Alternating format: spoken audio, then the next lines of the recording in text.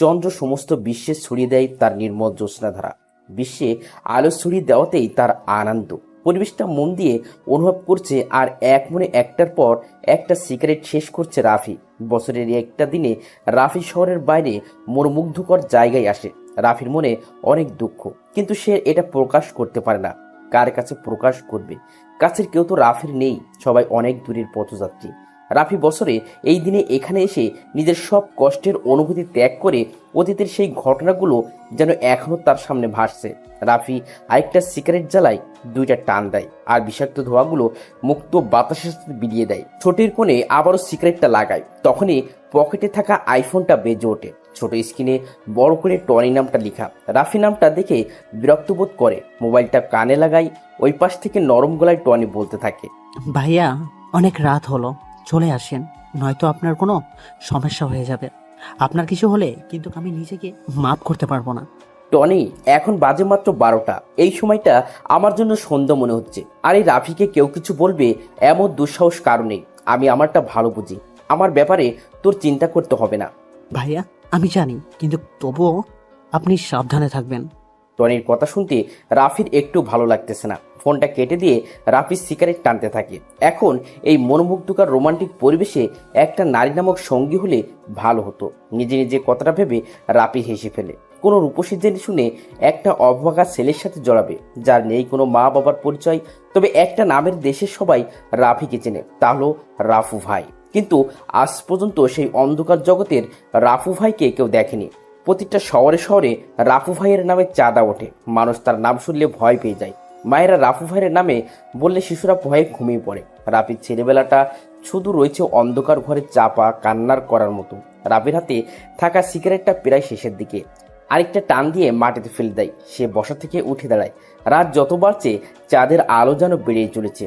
রাফি সেখান থেকে তার R50 ভার্সন 3 এর কাছে এসে বাইকটা স্টার্ট দেয়। জায়গাটা জঙ্গলের পাশে।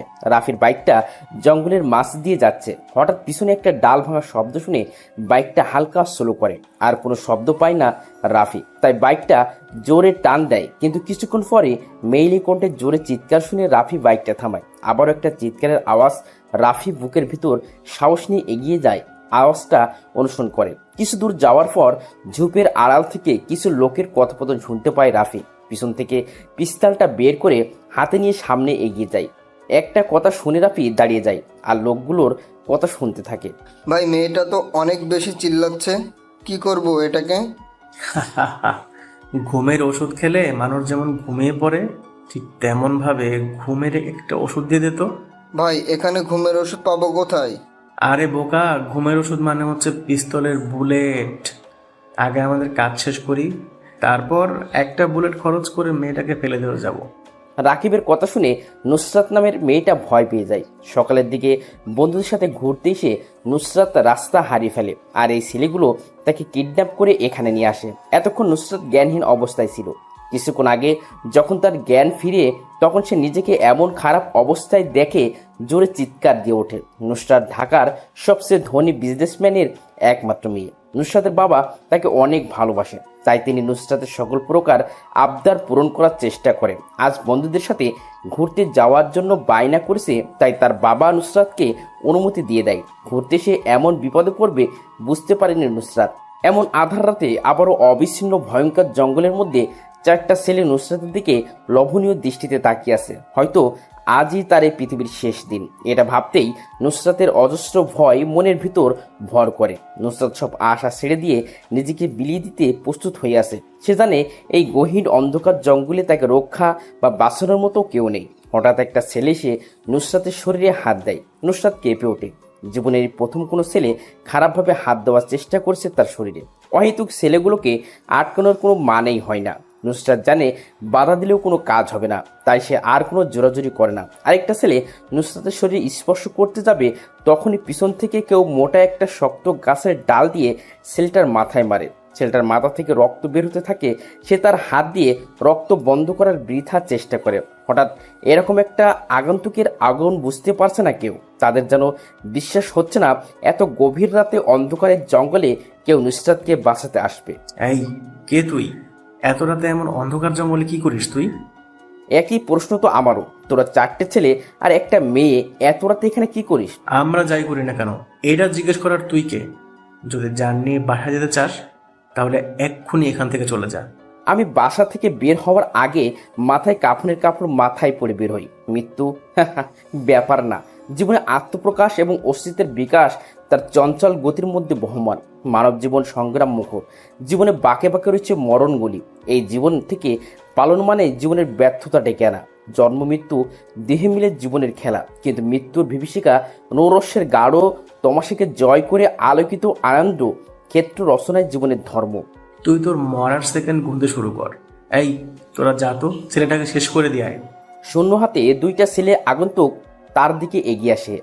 আগন্তুকটা মুচকি এসে পিছন থেকে M500 বের করে পরপর 2টা গুলি চালায়। বুলেট 2টা যেয়ে ছেলেগুলোর কপালে লাগে। নিস্তব্ধ হয়ে মাটিতে লুটিয়ে পড়ে ছেলে 2টা। কপাল থেকে গড়গড়িয়ে রক্ত পড়তে থাকে। আগন্তুকটা হালকা নিচু হয়ে পিস্তল কিছু অংশ রক্ত লাগিয়ে নাক দিয়ে শুকতে থাকে।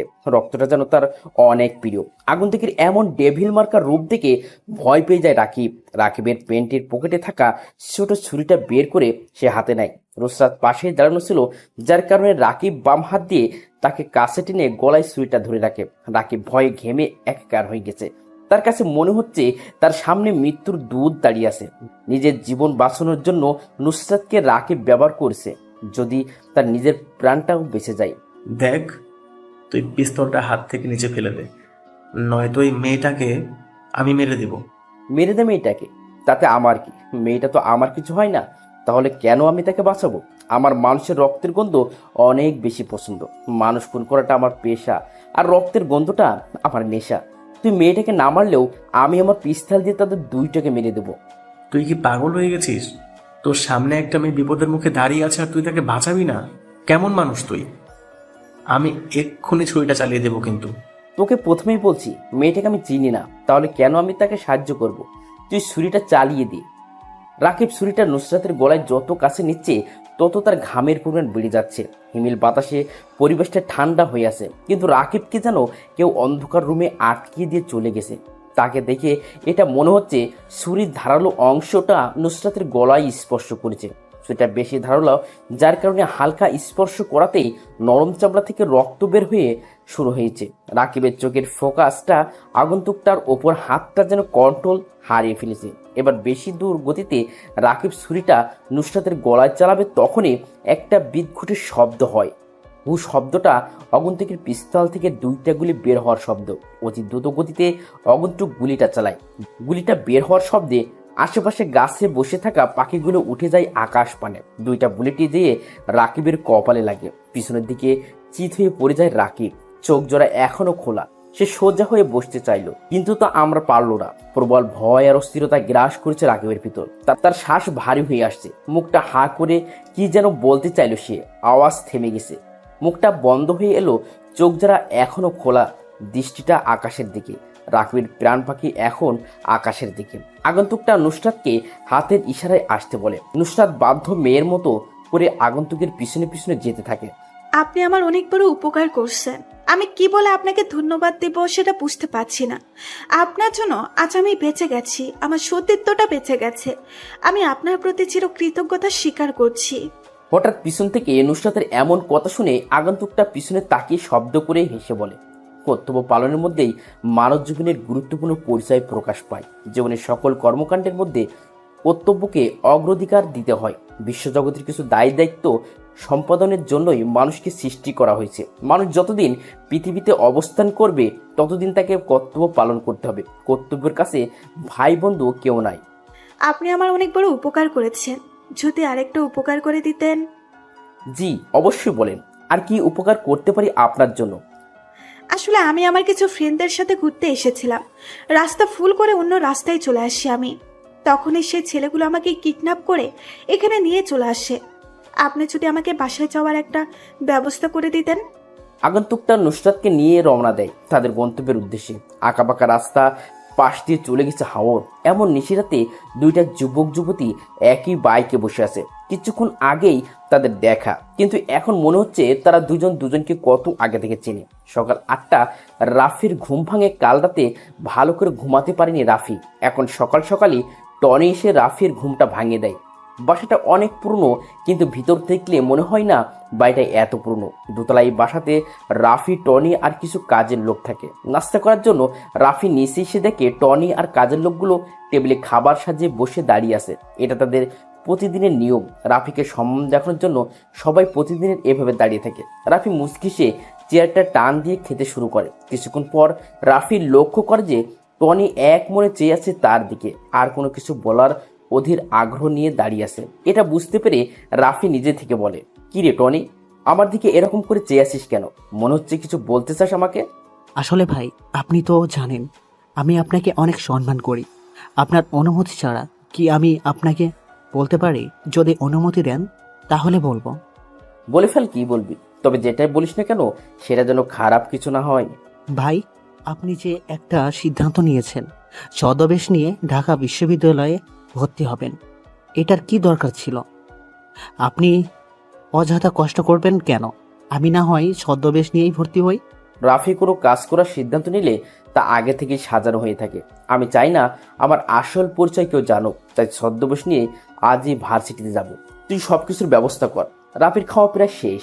টেবিলের থেকে উঠে দাঁড়ায় সে। সামনে সোফার উপরে থাকা সিগারেট প্যাকেট আর লাইটার নিয়ে উপরে উঠতে উঠতে সিগারেট জ্বালায়। সিগারেটটা নিয়ে তার রুমের বেলকুনিতে এসে দাঁড়ায়। এখন থেকে শহরটা প্রায় বেশ ভালোই বোঝা যায়। সিগারেটের বিষাক্ত ধোঁয়াগুলো মুক্ত বাতাসের সাথে মিলিয়ে দেয় আকাশ পানে। আজ যেন রোদ্রের তাপটা একটু বেশি। ভোর থেকেই সূর্যটা একটু বেশি চেতে আসে। সেই রোদ্দুরে ঝকমক কিরণের অসহ্যকর তাপে রাফির শরীর ঘেমে একাকার হয়ে গেছে। সেই ঘামন্ত শরীর নিয়ে ঢাকা বিশ্ববিদ্যালয় ক্যাম্পাসে প্রবেশ করে রাফি। গুটি গুটি পায়ে গেট দিয়ে প্রবেশ করে ভার্সিটির নতুন একটা ছেলে, যার নাম রাফি। পরনে তার সাদা কালারের ফুল হাতা একটা শার্ট, বুকের বোতামটা লাগানো চকলেট কালারের ঢিলে ঢালে একটা প্যান্ট, পায়ে একজোড়া কম দামি চটি, চোখে মোটা ফ্রেমের স্টুডেন্ট চশমা, মাথা ভর্তি লম্বা লম্বা কালো চুল পাশ দিয়ে কাটিং করে সিঁতি কাটা, মুখটা শ্যামলা বর্ণের উজ্জ্বল। চশমা পড়ার কারণে রাফিকে কেমন যেন বোকা বোকা লাগছে। কম বেশি অনেক স্টুডেন্ট নতুন এই ছেলেটার দিকে তাকিয়ে আছে, বোঝার চেষ্টা করছে কে এই ছেলে। বছরের মধ্যে দিকে এসেছে ভার্সিটিতে, আর আগে কখনো এমন বোকা ছেলে ক্যাম্পাসে আবির্ভাব হয়নি। সবার কাছে রাফির হাস্যকর মনে হচ্ছে। রাফি আশেপাশে তাকিয়ে ভার্সিটির বিশাল মাঠটা জোরে রয়েছে সবুজ রঙের সমাবেশ। মাঠের কোথাও কোথাও বসে আছে কিছু যুবক যুবতী, যারা নিজেদের প্রেম আলাপ নিয়ে ব্যস্ত, আর কিছু স্টুডেন্ট তাদের অহেতুক কথোপকথন নিয়ে ব্যস্ত। এই শহরের সবারই ব্যস্ততা বিরাজমান। কেউ ক্ষুধার তাড়নায় কাজের সন্ধানে ঘুরে বেড়ায় ব্যস্ত শহরে। এক মুঠো ভাতের আশায় অপেক্ষা প্রহর গুনতে হয় তাদের। কিন্তু এই শহর কি দেয় তাদের শূন্য হাতে ফিরিয়ে? দেয় তাদের যাদের ঝুড়ি ঝুড়ি টাকা আছে, ক্ষমতা আছে, সবাই তার পিছনেই পড়ে আছে। রাফি আরেকটু সামনে এগিয়ে যায়। কিছু ছেলে বাইকের উপর আরাম করে বসে বসে সিগারেট ফুঁকছে, আর সামনে দিয়ে যে মেয়েগুলো যাচ্ছে সবার মুখের উপর ভিতর থেকে ছাড়া সে বিষাক্তগুলো নিক্ষেপ করছে। রাফি তাদেরকে পাশ কাটিয়ে চলে যাবে, তখনই বাইকের উপর বসা আরাফ নামের ছেলেটা রাফিকে ডাক দেয়। রাফি পিছন ফিরে দাঁতগুলো বের করে বোকার মতো একটা হাসি দিয়ে ছেলেগুলোর সামনে যেয়ে দাঁড়ায়। ছেলেগুলো রাফির দিকে মজার দৃষ্টিতে তাকিয়ে বলে, কি রে, কি নাম তোর? রাফু না, রাফি আমার নাম। রাফি নামটা ঠিক আছে, কিন্তু রাফু উচ্চারণ করিস কেন? রাফু ভাইকে চিনিস তুই? না না না না, আমি কোনো রাফু ভাইকে চিনি না। কে রাফু ভাই? তুই এমন করে আটকে কথা বলছিস কেন? মনে হয় রাফু ভাইয়ের নাম শুনে ভয় পেয়ে গেছিস। এই শহরে এমন কেউ নেই যে রাফু ভাইকে চেনে না। ছোট থেকে বড় সবার জন্য রাফু নামটা আতঙ্কের প্রতীক। ভাই, আমি সত্যি কখনো রাফু নামের কাউকে চিনি না। যদি আপনি দয়া করে আমাকে রাফু ভাইয়ের একটা ছবি দেখাইতেন তাহলে ভালো করে চিনতে পারতাম। এই দেখ সবাই কি বলে এই ছেলে, সে নাকি রাফু ভাইকে দেখবে। শালা, রাফু ভাইকে চিনতে ছবির দরকার পড়ে না, তার নামটাই যথেষ্ট। আর তুই বলছিস রাফু ভাইকে দেখবি? ভাই, আপনিও কি রাফু ভাইকে দেখেন নাই? মাদারের বাচ্চা, কতক্ষণ ধরে বলবো রাফু ভাইকে কেউ কখনো নিজের চোখে দেখেনি। উনি এমন একজন লোক যার সামনে 100 জন মানুষ মারা কোনো ব্যাপার না। তার কথায় এমপি মন্ত্রী সবাই উঠে বসে। আচ্ছা, রাফু ভাই যদি আপনার সামনে আসে তখন আপনি কি তাকে চিনতে পারবেন? এমন বোকা বোকা প্রশ্ন করিস কেন? রাফু ভাই আমাদের সামনে অহেতুক আসবে কেন? আর আসলেও আমি চিনতে পারবো। তার ভয়ঙ্কর আগমন, পরনে থাকে কালো রক্সের ড্রেস, মুখে ভূতের মাস্ক মধ্যে দিয়ে কাটা, যেটা দিয়ে ভাই সিগারেট টানে। আরাফের কথা শুনে রাফি মুচকি হেসে বলে, ভাই, বর্ণনা শুনে মনে হলো উনি ভয়ঙ্কর একটা মানুষ। আর আমার মনে হয় রাফু ভাইয়ের সাথে আপনার দেখা হয়ে গেছে, সেটাও আবার অনেক কাছ থেকে, কিন্তু আপনার অজান্তেই হয়ে গেছে। তুই যে বড় একটা বোকা সেটার প্রমাণ দিয়ে দিলি। রাফু ভাই আমার সামনে এসেছে আর আমি নিজেই জানি না, তুই সেটা ভালো জানিস। এই রিফাত, একটা সিগারেট জ্বালিয়ে রাফির কাছে দে তো। ভাই, আমি তো সিগারেট খাই না, আমার কাছে সিগারেটের ধোঁয়াগুলো সহ্য হয় না। রাফির এমন কথা শুনে উপস্থিত সবাই জোরে জোরে হাসতে থাকে, যার কারণে আশেপাশের অনেক স্টুডেন্টের ফোকাস রাফিদের দিকে। রিফাত পকেট থেকে একটা সিগারেট প্যাকেট আর একটা লাইটার বের করে সিগারেটের আগুন জ্বালায়। ডান হাত দিয়ে সাবধানে সিগারেটটার রাফির ঠোঁটের কাছে নিয়ে আসে। এটা দেখে রাফি পিছাতে থাকে। সিয়াম নামের ছেলেটা পিছন থেকে রাফিকে আটকে দেয়। রিফাত জোর করে রাফির ঠোঁট সিগারেটটা লাগিয়ে দেয়। অসাবধানতার কারণে জ্বলন্ত সিগারেটটা রাফির গোলাপি নরম ঠোঁটে লেগে হালকা পুড়ে যায়। সিগারেটের বিষাক্ত ধোঁয়াগুলো রাফির মুখের ভিতরে যাওয়ার জন্য সে জোরে জোরে কাশতে থাকে। আশেপাশে কেউ আরাফতের বাধা দিতে আসছে না, সবাই দূরে দূরে দাঁড়িয়ে মজা নিচ্ছে। রাফি নিজেও কল্পনাও করতে পারছে না যে আজকের ভার্সিটির প্রথম দিনই তাকে এমন হেনস্থা হতে হবে। রাফি মাথাটা নিচু করে দাঁড়িয়ে আছে। তুই দেখি অনেক বোকা, ভার্সিটিতে পড়িস কোনো সিগারেট আনতে পারিস না? তোকে ভার্সিটিতে নতুন দেখছি, কোন ইয়ারে পড়িস? রাফি মাথাটা নিচু করেই আস্তে আস্তে জবাব দেয়, ভাইয়া, আমি দ্বিতীয় বর্ষে ভর্তি হয়েছি। তুই তো তাহলে আমাদের সবার জুনিয়র। এখন থেকে প্রতিদিন আমার সাথে দেখা হলে সালাম দিবি। আর তুই হয়তো আমার পরিচয় ভালো করে জানিস না, কিছুদিন নিয়মিত ভার্সিটিতে থাক, তাহলে এমনিতেই বুঝে যাবি আমি কে। রাফি মাথাটা নাড়ায়, যার মানে সে তাদের সম্মান করবে। পৃথিবীটা বড়ই নিষ্ঠুর, যেখানে ভালো মানুষের আনাগোনা বেশি সেখানে খারাপ লোক কিছু থাকবেই। জীবনটাকে প্রায় খুব একঘেয়ে লাগে। কখনো কি এমনটা মনে হয়েছে যে আপনি নিজেকেই নষ্ট করছেন নিজের জীবনটা? কিংবা মাঝে মাঝে বিষণ্ণতা, নিজের জীবনের প্রতি বিরক্তি চলে আসে? এমন পরিস্থিতি প্রায় প্রতিটি মানুষের জীবনে আসে। মাঝে মাঝেই সব কিছুকে খুব অর্থহীন মনে হয়। নিজের জীবনটাকে বদলে ফেলা যায় নিজেই। নিজের জীবনটাকে বদলে দিয়ে নতুনভাবে জীবনের অর্থ খুঁজে নিতে হয় নিজেকে। কিছু প্রশ্ন, কি অবাক বিষয়! অবাক হলেও সত্যি যে নিজেকে কিছু বিশেষ প্রশ্ন করে নিজেকে মনে মনে উত্তর পাওয়া যায়। নিজের মনের কাছে এই প্রশ্নগুলো করলেই সত্যি জীবনটাকে বদলে যাবে এবং জীবনটাকে অনেক বেশি অর্থবহ মনে হবে। রাফি তার নিজের জীবন থেকে অনেক কিছু শিখেছে আজ। এটা তার নতুন একটা অনুভূতির সৃষ্টি। শোষিতরা শোষিতদের হাতেই সবচেয়ে বেশি নির্যাতিত হয়। যে কখনো সম্মান পায়নি সে জানে না অন্যকে কিভাবে সম্মান করতে হয়।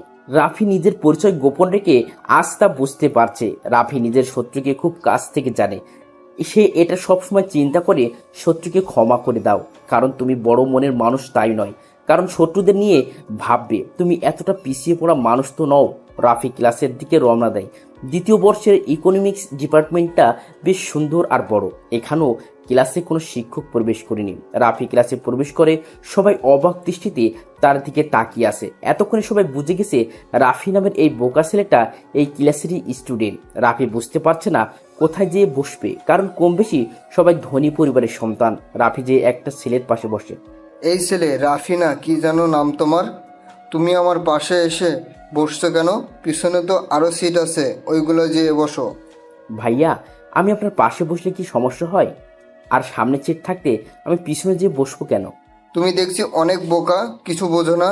আর তোমাকে দেখে বোকা বোকাই মনে হয়। তুমি আমার পাশে বসলে আমাকেও বোকা বোকা লাগবে। তোমার সাথে আমার কি যায় দেখো একবার। ভাইয়া, আমি তো নতুন, আপনার পাশেই বসি। বসতে পারো, একটা শর্তে। তুমি আরও দূরে যেয়ে বসো, আমার আশেপাশে যেন তোমাকে না দেখি। রাফি মাথা নাড়ায়। সে বসে বসে চিন্তা করছে পৃথিবীতে সব থেকে নির্লজ্জ হলো মানুষের মন। কিছু কিছু মুহূর্তে মানুষ খুব একা হয়ে যায়, যার মনের অবস্থা বোঝার ক্ষমতা কারো থাকে না। জীবন তো বহমান নদী, থেমে থাকে না। অনেক কিছু আশা থাকলেও পাওয়া হয় না। আশাগুলো পরে থাকে শুধু স্মৃতি হয়। জীবনের অনেক কিছু যায় হারিয়ে। রাফি তার অতীত নিয়ে বেশ গম্ভীরভাবে চিন্তা করে। জীবন আসে, জীবন ভাসে অজানা স্রোতে, তবুও জীবন এগিয়ে চলে আশার লক্ষ্যপথে। রাফি তার অতীতকে নিয়ে ভাবে, কিন্তু ভবিষ্যৎকে ঠিকই সুন্দর করার চিন্তা করে। জীবনের কোনো একটা সময় মানুষ নিজেকে খুব অসহায় ভাবে, যেটা রাফি পিছনের দিনগুলোতে ফেস করেনি। এখন তার সামনে সেই ভয়ঙ্কর অতীত ভেসে ওঠে। রাফি এগুলো চিন্তা করেছিল তখনই ক্লাসের দরজায় কড়া নাড়ে সাইফুল স্যার। খুব সাহিত্য প্রেমিক তিনি, পড়ান কম, কিন্তু সাহিত্য গল্প বলেন বেশি। স্যারের পরনে একটা ফোল হাতার সাদা কালারের শার্ট, কালো প্যান্ট, চোখে পাওয়ারের চশমা, ক্লিন শেভ করা মুখ, কিন্তু নাকের নিচে বড় বড় হেস কাটা গোপের জন্য তাকে বেশ মানিয়েছে। সাইফুল স্যার চেয়ার টেনে বসে পড়ে। তিনি কিছু একটা ভেবে বলে, আজ তোমাদের সাথে আমি একটা নতুন গল্প শোনাবো, সবাই প্রস্তুত হও। সকল স্টুডেন্ট নিজের গুছিয়ে স্যারের দিকে মন দেয়। রাফিও তাদের মধ্যে একজন। স্যার এবার বলতে শুরু করে। কথাগুলো বলে থামে সাইফুল স্যার। ওনাকে দেখে মনে হচ্ছে বেশ হাঁপিয়ে উঠেছে। বয়স বেড়েছে, এখন বেশি কথা বললে নিজের কাছেও কেমন যেন বিরক্ত বিরক্ত লাগে। সবার দিকে চেয়ে দেখে সব স্টুডেন্ট ওনার দিকে আগ্রহের দৃষ্টিতে তাকিয়ে আছে। স্যার মুচকি এসে বলল, গল্পটা এখনো শেষ হয়নি। আজ আমি হাঁপিয়ে উঠেছি, কালকে পরেরটুকুই বলবো। কথাটা বলে তিনি আর থামেন না, বেরিয়ে যায় নিজের গন্তব্যে। সকাল থেকে ছিল সূর্যের প্রচণ্ড তেজ। দুপুরবেলা মাটিতে পা ফেলা যাচ্ছিল না। বাইরে তাকালে যেন চোখ ঝলসে যেতে চাইছিল। বিকেলের দিকে আকাশের হালকা কালো মেঘ জমতে শুরু করলো। সবাই বলা বলি করতে লাগলো এবার বৃষ্টি নামবে, কিন্তু বৃষ্টির জন্য প্রতীক্ষার অবসান আর হয় না। আবার আকাশ থেকে সরেও যায় না মেঘ। কি হবে বৃষ্টি, কি হবে? রাত বাজে 10টা। বাইরে ঝিরঝির করে বৃষ্টি পড়ছে।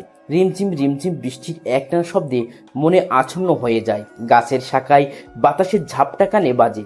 রাফি কালো কালারের রেনকোটটা পরে বাইকের চাবিটা হাতে নেয়। 2 কদম এগিয়ে সামনের দিকে গেলে টনির সাথে দেখা হয় রাফির। টনি কালো কালারের একটা রেনকোট পরে দাঁড়িয়ে আছে। দেখে মনে হচ্ছে কারো অপেক্ষা করছিল দাঁড়িয়ে। রাফি ছোট ছোট চোখ করে টনির দিকে তাকিয়ে বলে, টনি, এখানে রেনকোট পরে দাঁড়িয়ে আসিস কেন?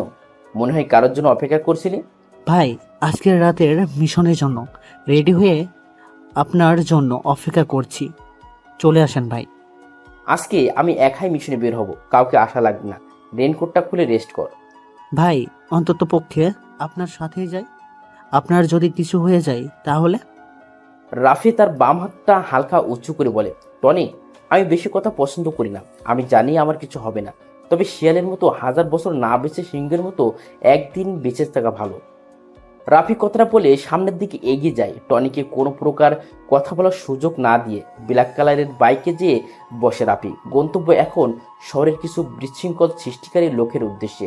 ওসমান শরীফ রাব্বি ঢাকার টপ মাফিয়া সালমানের অতি কাছের লোক। যত ধরনের মামলা আছে সবগুলো ওদের নামে করা, কিন্তু সালমানের ক্ষমতার কারণে কেউ কিছু বলতে পারে না। প্রতিদিন ওরা 3 জন মদ জুয়া খেলার জন্য পাশের বড় একটা ক্যাসিনোতে যায়।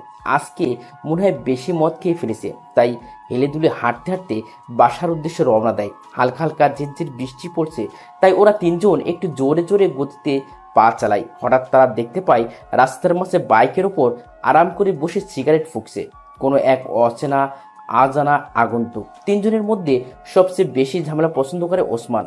ওসমান একটু এগিয়ে যায় আগন্তুকের দিকে। ওসমানের শরীরটা কাক বেজা, মুখে কালো কালারের স্টাইল করা দাড়ি থেকে টুপটুপ করে পানি ঝরছে। বৃষ্টির পানির জন্য সবার নেশা কেটে গেছে। ওসমান আগন্তুকের কাছে চলে এসেছে। আগন্তুকটার পরনে কালো কালারের রেনকোট, মুখে ভূতের কাটা মাস্ক, যেই অংশ দিয়ে সেই নিকোটিনের ধোঁয়া উড়াচ্ছে। আজকে এই ব্যস্ত শহরটা কেমন যেন নিস্তব্ধতা বিরাজ করছে। কোথাও কোনো মানুষের আনুগোনা দেখা যাচ্ছে না। হয়তো বৃষ্টির আমেজ থাকার জন্য সবাই ঘরে অবস্থান করছে। দূর থেকেই ল্যাম্পপোস্টের ঘোলাটে আলো দিচ্ছে।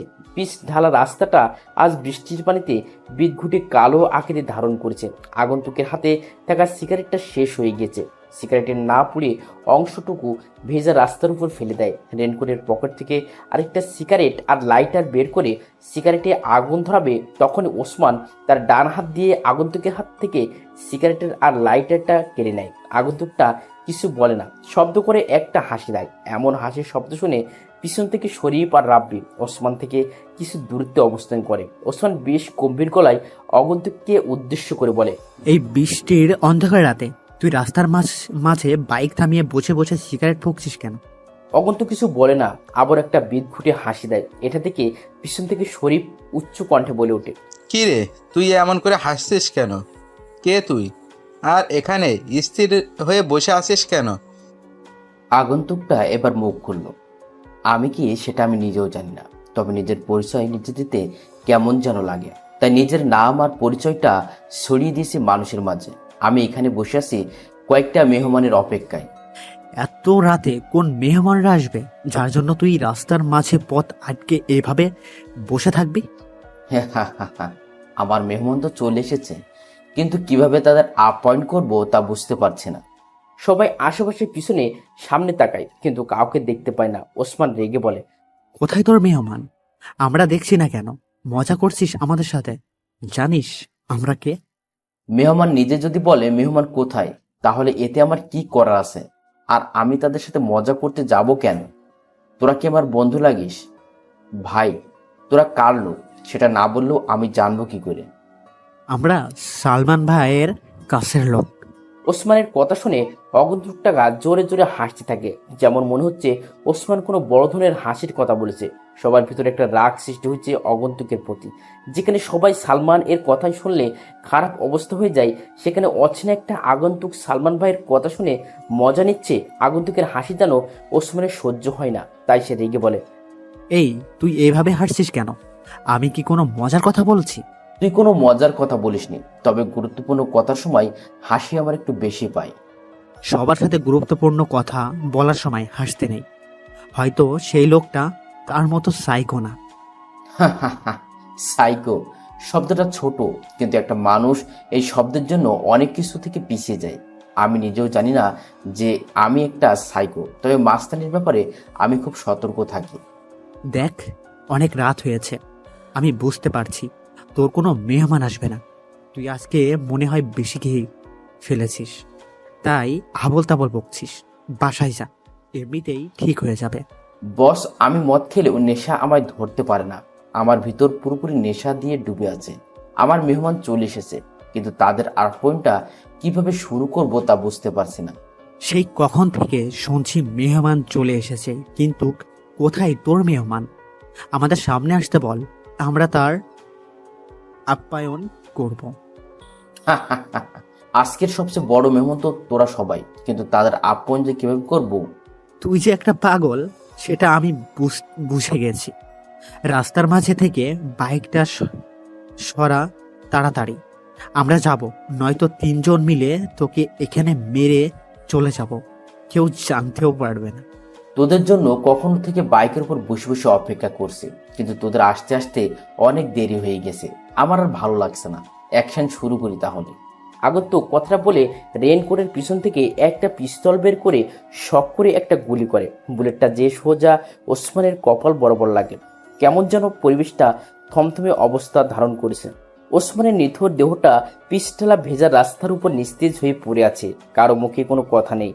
হঠাৎ কথার মাঝে আগন্তুকটা এইভাবে গুলি চালাবে কেউ ভাবতেও পারেনি। আগন্তুকটা পিস্তলটা আবারও রিলোড দিয়ে নেয়। পিস্তলটা সোজা রাব্বির দিকে তাক করে। শুধু ট্রিগারে চাপ দেওয়ার বাকি আছে। আগন্তুক হাতের দ্বিতীয় সারির আঙুলটা দিয়ে হালকা করে ট্রিগারে শুয়ে দেয়। রাব্বির গলা শুকিয়ে গেছে। মনে হয় এখন কেউ 10 লিটার পানি দিলেও সেটাও সে শেষ করে দিবে। ট্রিগারে হালকা করে একটা চাপ আর পৃথিবীর থেকে রাব্বির নামটা মুছে যাবে। সত্যি সত্যি যেন এইবার আগন্তুক তার পিস্তলের ট্রিগারে জোরে চাপ দিয়ে দিল। 78 সেলসিয়াস তাপমাত্রার গরম বুলেটটা যে রাব্বির গলায় লাগে। ডান হাত দিয়ে গলায় চেপে বাসার বৃথা চেষ্টা করে রাব্বির তার নিথর দেহটাও পিছঠালা ভেজা রাস্তায় পড়ে যায়। ওসমান আর রাব্বির এমন করুণ অবস্থা দেখে শরীফ ভয়ে ভয়ে পিছন থেকে তার পিস্তলটা আগন্তুকের দিকে তাক করে ধরে রাখে। আগন্তুক সরু চোখে শরীফের দিকে চায়। শরীফ ছেলেটা অল্প বয়সেরই 23-24 হবে হয়তো। কালো রঙের শরীর, তার মুখে হালকা হালকা দাড়ি দেখা যাচ্ছে। শরীফের হাত কাঁপছে, তবু সে আগন্তুকের দিকে গানটা ধরে আছে। আগন্তুক মাটি থেকে লাইট একটা উঠিয়ে প্যাকেট থেকে বের করে জ্বালায়। সোজা যেয়ে বাইকের উপর হেলান দিয়ে বসে। সিগারেট জোরে 2টা টান দিয়ে শরীফের উদ্দেশ্য করে বলে, কি রে, ভয় পেয়েছিস এগুলো দেখে? ভয় পাওয়ার কিছু নেই, তোকে মারবো না আমি, কিন্তু সেটা একটা শর্তে। যদি তুই আমাকে কিছু তথ্য দিতে পারিস তাহলে আমি তোকে এখনই ছেড়ে দিব।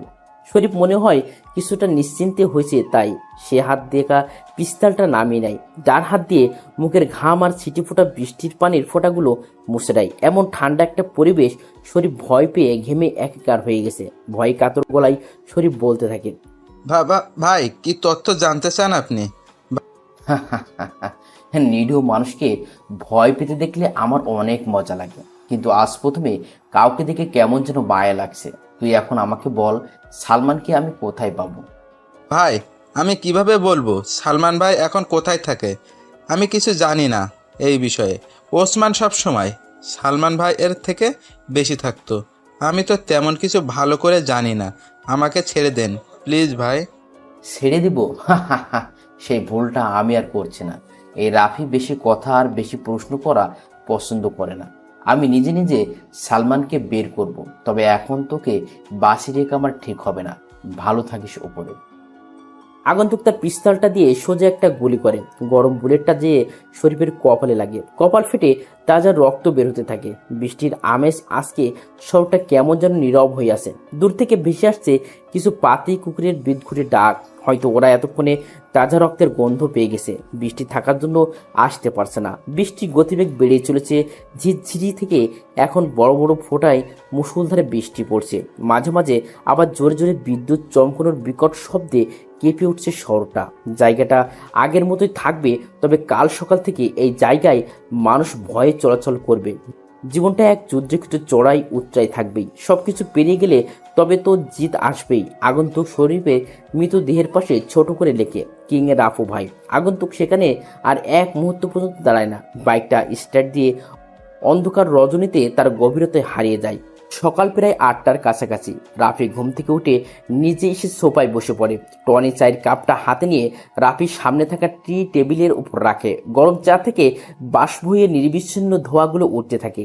দুজনের মধ্যে এক প্রকার নীরবতা বিরাজ করছে। তখনই টনি রাফিকে উদ্দেশ্য করে কথাটা বলে। টনির কথায় রাফি হাত থেকে চায়ের কাপটা টেবিলের উপর রেখে ছোট ছোট করে একটা মুচকি হাসি দেয়। সামনের দেওয়ালে ফিট করা 32 ইঞ্চি টিভিটা রিমোট দিয়ে অন করে। প্রথমেই খবর চ্যানেলটা ভেসে ওঠে। একজন মহিলা খবর পড়ছে। ব্রেকিং নিউজ, আজ সকালে বনের একটা পরিত্যক্ত গোডাউনের পাশে 3টা লাশ পাওয়া যায়। পুলিশ এখনো তাদের তদন্তের কাজ চালিয়ে যাচ্ছে। তবে পুলিশের একটাই বক্তব্য, বাংলাদেশের সবচেয়ে বড় মাফিয়া লিডার রাফু ভাই এই খুনটা করেছে। কিন্তু রাফু ভাই এই শহরে এসে 3জন লোক খুন করেছে, এটা কি সত্যি নাকি রাফু ভাই সেজে অন্য কেউ এই খুনগুলো করেছে? সবাই এখন জনগণের কাছে অপুষ্ট আর পুলিশের কাছে ধোঁয়াশা। এখন এই পর্যন্ত এতক্ষণ আমাদের সাথে থাকার জন্য ধন্যবাদ। টনি অবাক হয়ে তাকিয়ে আছে রাফির দিকে। টনির কাছেও কেমন যেন ধোঁয়াশা মনে হচ্ছে সবকিছু। রাফি চায়ের কাপে তার গোলাপি রঙের ঠোঁটটা লাগিয়ে আর একটু চুমুক দেয়। টনির দিকে তাকায়। ছেলেটা রাফির জন্য অনেক চিন্তা করে। এতদিনে টনির প্রতি রাফির পূর্ণ বিশ্বাস স্থাপন হয়েছে। টনির এরকম প্রশ্নবোধক দৃষ্টিতে তাকিয়ে থাকা দিকে রাফি মুচকি হেসে বলে, সালমানের খবর এখনো পাইনি, তবে আমি যখন এই শহরে এসেছি তখন তো সালমানকে মারা আমার জন্য কোনো ব্যাপার না। ভাই, টিভিতে যে দেখলাম আজ সকালে 3টা লাশ পাওয়া গেছে।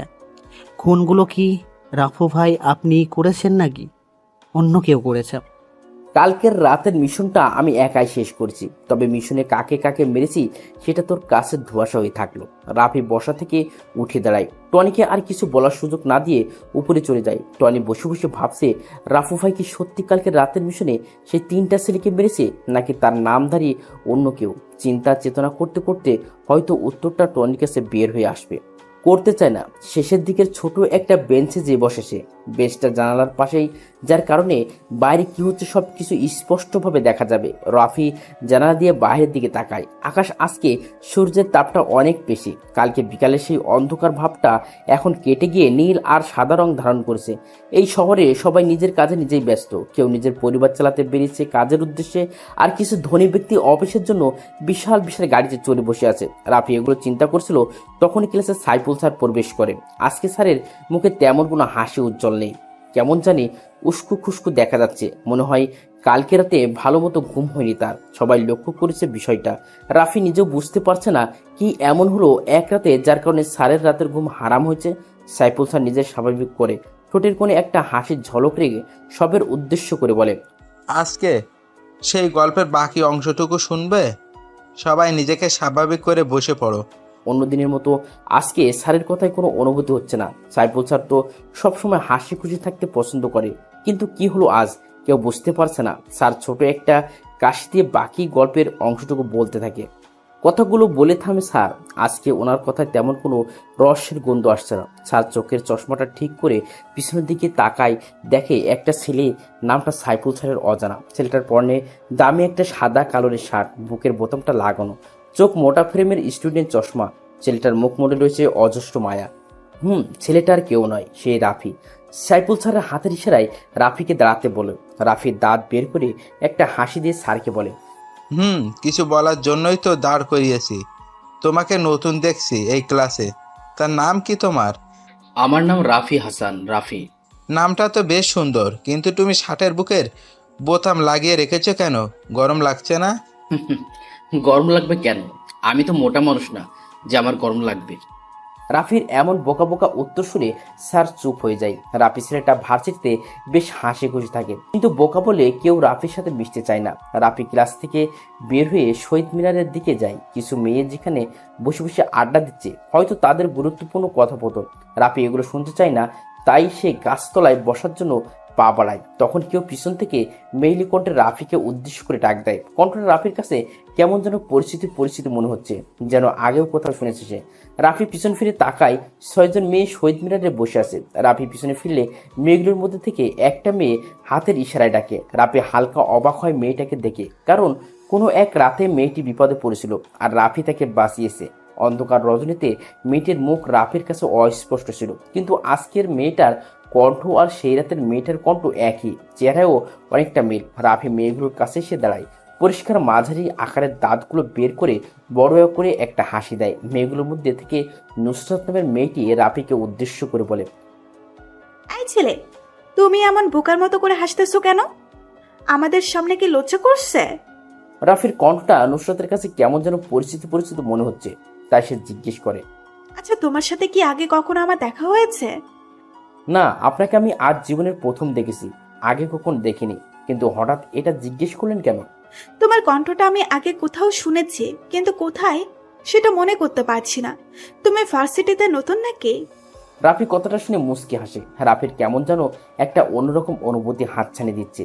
মনের ভিতর অগোছলো সুপ্ত অনুভূতিগুলো ব্যস্ত হয়ে পড়েছে। অনুভূতিগুলো সাজানোর জন্য এবারের মনে হয় কোনো নারীর প্রয়োজন পড়বে, কিন্তু উদ্দেশ্যহীন এই জীবনের সাথে কে জড়াবে? কথাটা ভাবতেই রাফির মনটা খারাপ হয়ে যায়। নুসরাত খেয়াল করে হাসি খুশি থাকা ছেলেটা হঠাৎ মুখটা এমন কালো হয়ে গেল, তাই সে রাফিকে জিজ্ঞেস করে, এই রাফি, তোমার মুখে হঠাৎ এমন কালো আভা এসেছে কেন? এতক্ষণ তো বেশ হাসি খুশি ছিলে, এখন মন খারাপ কেন? কোনো সমস্যা? না, কোনো সমস্যা নেই, তবে মা বাবার কথাটা অনেক মনে পড়ছে, তাই হয়তো মনটা খারাপ হয়ে গেছে। রাফি, তোমার কি মা বাবা নেই? এই পৃথিবীতে কি তুমি একা? আমি বড় একা। হ্যাঁ হ্যাঁ, আমি এই পৃথিবীতে বড় একটা অবহেলিত জনগোষ্ঠীর মধ্যে একজন। যখন জীবন তোমাকে কাঁদানোর একশ কারণ দেয়, জীবনকে দেখাও যে তোমার হাসির হাজার কারণ আছে। তুমি কখনো মন খারাপ করে থাকবে না, এটা তোমাকে মানায় না। তোমাকে শুধু হাসি উজ্জ্বল মুখেই মানায়। আমি চাই নিজেকে স্বাভাবিক রাখার জন্য, কিন্তু এই শহরের কিছু চেনা বেইমানের জন্য থাকতে পারি না। সেই ভয়ঙ্কর অতীত এখন আমাকে কুকড়ে কুকড়ে খায়। বিশ্বাসঘাতকতা করা ঠিক না, তবে কিছু মানুষের সাথে বেইমানি না করে পারা যায় না। রাফি, অতীতকে ভুলে গিয়ে বর্তমানকে ভবিষ্যতের চিন্তা করো, এটা তোমার জন্য ভালো হবে। নুসরাতের কথাগুলো রাফির মনটাকে আবারও উৎফুল্ল করে দেয়। রাফি আশেপাশে তাকায়, দেখে ভার্সিটির প্রায় অনেক ছেলে রাফির দিকে রাগী মুড নিয়ে তাকিয়ে আছে। ভার্সিটির সকলের ক্রাশ হচ্ছে নুসরাত। অনেক ছেলে নুসরাতকে প্রপোজ করছে, কিন্তু সে কাউকে পাত্তাই দেয় না। ছেলেদের সাথে সে বেশি কথা বলে না, কিন্তু আজ হঠাৎ নতুন একটা বোকা ছেলের সাথে এমনভাবে হেসে সে কথা বলছে, কেউ এটা মানতে পারছে না। রাফি এটা বুঝতে পেরে শহীদ মিনারের চত্বর থেকে গেটের দিকে পা বাড়ায়।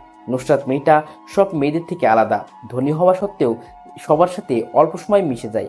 রাফি নুসরাতকে অনেক পছন্দ হয়েছে, কিন্তু এই কথাটা কিভাবে বলবে যে সেটাই বুঝতে পারছে না রাফি। কিন্তু কে রাফিকে ভালোবাসবে? যেখানে রাফির আসল পরিচয় পেলে সবাই ভয় পেয়ে দূরে চলে যায়, তাহলে এটা জেনে কি নুসরাত রাফিকে ভালোবাসবে? জীবনটা অনেক সুন্দর যদি কারো ভালোবাসায় এ জীবন পূর্ণতা পায়। যদি কেউ কষ্টটা ভাগ করে নিতে চায়, নিজের সকল আনন্দ সেই প্রবাসীর মাঝে বিলিয়ে দিতে চায়। রাত প্রায় 9:15। রাফি বেলকনিতে বসে এক একা চন্দ্র বিলাস করছে আর মনের সুখে একটার পর একটা সিগারেট টেনে যাচ্ছে। সিগারেট খাওয়া স্বাস্থ্যের জন্য ক্ষতিকর, এটা জেনেও মানুষ এটা খায়। এটা তার বদ অভ্যাস না, এটা তার নেশা। কিছু কিছু নেশা জীবনের সাথে এমনভাবে মিশে যায় যা ছিঁড়ে দেওয়া সম্ভব না। যদি ছিঁড়ে দেওয়ার চেষ্টা করি, তাহলে নিজের কাছে আর কিছুই ভালো লাগবে না। রাফির কাছেও ব্যাপারটা এমন মনে হয়। সে সিগারেট খাওয়াটা এনজয় করে, রাতের আকাশে চাঁদ দেখার মজাই আলাদা, কিন্তু একা চন্দ্রবিলাস করতে কেমন যেন অনুভূতিহীন লাগে। চন্দ্রবিলাস আর সিগারেট টানতে রাফি এমন ব্যস্ত যে টনি কখন এসে তার পাশে বসেছে সেটাও খেয়াল নেই তার। টনি হালকা করে একটা শুকনো কাশি দেয়। রাফি আকাশের দিকে তাকিয়ে দৃষ্টিটা সরিয়ে টনির দিকে তাকায়। টনি মনে হয় আজকে ক্লিন শেপ দিয়েছে, যার কারণে চাঁদের আলোয় মুখটা স্পষ্ট বোঝা যাচ্ছে। ছেলেটার মুখটা অনেকটা মায়াবী, চোখ যা দুটো হালকা ঘোলাটে, যার কারণে তাকে আরও আকর্ষণীয় লাগে। রাফি জ্বলন্ত সিগারেটে আরেকটা টান দিয়ে ধোঁয়াগুলো ছাড়তে ছাড়তে বলে, রাফু ভাই কি কখনো দেখেছি কেউ? কি তার চেহারা শুধু তার অস্তিত্বই বোঝা যায়, আর কিছু না? তাহলে কিভাবে চিন্তা করে পুলিশ রাফু ভাইকে ধরবে? ভাই, আমার মনে হয় কি আপনার কিছুদিন মিশনে যাওয়া বন্ধ করে দিন। শহরের অবস্থা বেশি একটা ভালো না। প্রতিটা রাস্তায় রাস্তায় পুলিশের কড়া নজরদারি চলছে। প্রত্যেকে দেখার জন্য কাজ করছে, আমি অদৃশ্য হয়ে তা করে বেড়াচ্ছি। আর রাফু ভাই না চাইলেই তাকে দেখার ক্ষমতা কারো নেই। আমি আল্লাহ ছাড়া কাউকে ভয় পাই না, তবে মনের ভিতরে একটা সংকোচ থেকে যায় আমার কাছের লোকগুলো যেন আমার সাথে বেইমানিটা না করে। ভাই, অনেক দিন ধরে একটা জিনিস জানার খুব আগ্রহ মনের ভিতর উতাল পাতাল করছে। আপনি যদি অনুমতি দেন তাহলে বলবো। বল, কি জিজ্ঞেস করবি আমাকে? তবে এমন কোনো প্রশ্ন জিজ্ঞেস করবি না যেটা আমার পক্ষে উত্তর দেওয়া সম্ভব না হয়। ভাই, আপনার আপন জনেরা কোথায়? কি আপনার অতীত? কে এই সালমান, যাকে মারার জন্য আপনি এত মাইন্ড গেম খেলছেন? যেখানে আপনি একটা ফোন করলে সব ঝামেলা শেষ হয়ে যায়, সেখানে আপনি নিজেই সালমানকে খুঁজে বেড়াচ্ছেন। সব কিছু আজকে আমায় খুলে বলবেন। টনির এমন প্রশ্ন শুনে কিছুক্ষণের জন্য নিস্তব্ধ হয়ে যায় রাফি। টনির মুখে আজ পর্যন্ত এমন কথা শুনেনি রাফি, কিন্তু আজ হঠাৎ নতুন করে এমন একটা প্রশ্ন করে ফেলবে ভাবতেই পারছে না রাফি। যেই কালো অতীতের কথা মনে হলে রাফি নিজেকে এই পৃথিবীতে অনেক একা মনে হয়, আজকে সেই ভয়ঙ্কর অতীত সম্পর্কে কাউকে প্রথমবারের মতো করে বলতে যাচ্ছে রাফি। কি হলো ভাই, বলবেন না আমাকে সেই অতীতের কথা? আমি জানতে চাই ভাই, বলেন আমাকে। টনির কথাই রাফির ধ্যান ভাঙে। রাফি আজকে নিজের ভয়ঙ্কর অতীত সম্পর্কে কাউকে বলে কিছুটা কষ্ট দূর করতে চায়। রাফি আরেকটা সিগারেট জ্বালায়। নিস্তব্ধ এই পরিবেশে শোনা যাচ্ছে দুজন মানুষের নিঃশ্বাস ফেলার নীরব শব্দ। আজ ঝোনাফি উপকার মন কারণে সেই পরিচিত ডাক। রাফি নিকোটিনের বিষাক্ত ধোঁয়াগুলো ছাড়তে ছাড়তে বলে, বলবো আজ আমি প্রথম কাউকে বলবো আমার ভয়ঙ্কর অতীত সম্পর্কে। তবে আমার অতীতের কথা শুনে কিন্তু তুই কোনো কথা বলতে পারবি না। ভাই, আপনি শুরু করেন প্লিজ, আমি আর অপেক্ষা করতে পারছি না। রাফি একটা দীর্ঘ নিঃশ্বাস ফেলে বলতে শুরু করে, সময়টা আরো 10 বছর আগের, যখন আমার বয়স 15 বছর। বাবা মা, আমি, চাচা চাচি আর একটা ছোট চাচাতো ভাই নিয়ে আমাদের পরিবার ছিল। সেই পরিবারের সবচেয়ে আদরের সন্তান ছিলাম আমি। আমার বাবা আর চাচার অনেক বড় বিজনেস ছিল, শহরে অনেক নাম ডাক ছিল, শত্রুর কোনো অভাব ছিল না, হেসে খেলে জীবন পার হচ্ছিল আমার। কিন্তু হঠাৎ আমার সেই হাসি খুশির জীবনে নেমে আসে অন্ধকারের প্রতিচ্ছবি। রাতে বাবা মাকে জীবিত দেখে ঘুমোতে গেছি, কিন্তু সকালে ঘুম থেকে উঠে মা বাবার রক্ত রঞ্জিত গলা কাটা দেহ দেখে বেশ অবাক হয়ে গেছিলাম। বাকরুদ্ধ হয়ে যায় আমি, বলার মতো কিছু ছিল না আমার। অঝরে কান্না করেছি আমি। আমাকে সান্ত্বনা দেওয়ার মতো পৃথিবীতে আর কেউ ছিল না। দিন পার হয়, মাস আসে, আমার প্রতি সবার অবহেলা বাড়তে থাকে। চাচা চাচির মাথার বোঝা হয়ে গেলাম আমি। কেউ আগের মতো আদর করে না আমায়। খেয়েছি নাকি খালি পেটে আসি জানার চেষ্টাও করে না কেউ। জীবনটা মরুভূমির মরীচিকার মতো হয়ে গেছে। কিছুদিন এইভাবে চলতে থাকার পর আমি চাচিকে বলি, ছোট মা, তোমরা সবাই আগের মতো আদর করো না কেন? আমার সাথে তেমন ভালো করে কথাও বলো না কেন? কি বলবো তোর সাথে? এমনিতে আমাদের মাথার উপর বসে বসে ঘরে অন্ন নষ্ট করছিস, কোনো কিছু করিস না, সারাদিন ঘরে বসে থাকিস মা বাবার ছবি নিয়ে। এখন থেকে যদি প্রতিদিন খেতে চাই হয়, তাহলে ঘরের কাজের লোকের সাথে কাজ করে খাবি, নয়তো কাল থেকে তোর খাওয়া বন্ধ। ছোট মা, ঘরের কাজ করার জন্য তো অনেক কাজের লোক আছে, তাহলে আমাকে আবার কাজ করে খেতে হবে কেন? ঘরে কাজের লোকের বেতন কি তুই দিবি? কাল থেকে বাড়িতে কাজের লোক কমানো হবে, দুজনের কাজ তুই একা করবি, এটাই আমার শেষ কথা। ছোট মায়ের কথা শুনে কি বলবো বুঝতে পারছে না। বেশ অসহায় দৃষ্টিতে তাকিয়েছিলাম আমি। এই কি সেই ছোট মা যে আমাকে প্রতিবেলা নিজ হাতে খাইয়ে দিত? আমার যেন এগুলো কিছুই বিশ্বাস হচ্ছে না। মনের ভিতর একটা রাগ সৃষ্টি হয়। তাদের প্রতি বেঁচে থাকার জন্য আমায় কষ্ট করতে হবে, তাই প্রতিদিন ঘরের কাজ করতাম। কাজের লোকের থেকে বেশি কাজ করাতো আমাকে দিয়ে। ছোট মার চাচাতো ভাই রফিক পায়ের উপর পা তুলে আমাকে অর্ডার দিত, আমি সেই অনুযায়ী কাজ করতাম। জীবনটা কেমন যেন বিষাক্ত বিষাক্ত মনে হচ্ছে। নিঝুম রাতে একা একা আকাশপানে তাকিয়ে মা বাবার সাথে কথা বলতাম। কেন তারা আমার এই অভিশপ্ত দুনিয়া একা রেখে চলে গেছে? আমাকে কেন নিয়ে গেল না? চার দেওয়ালের বদ্ধ রুমটায় নিজের কান্নাগুলো শোনার মতো কেউ ছিল না।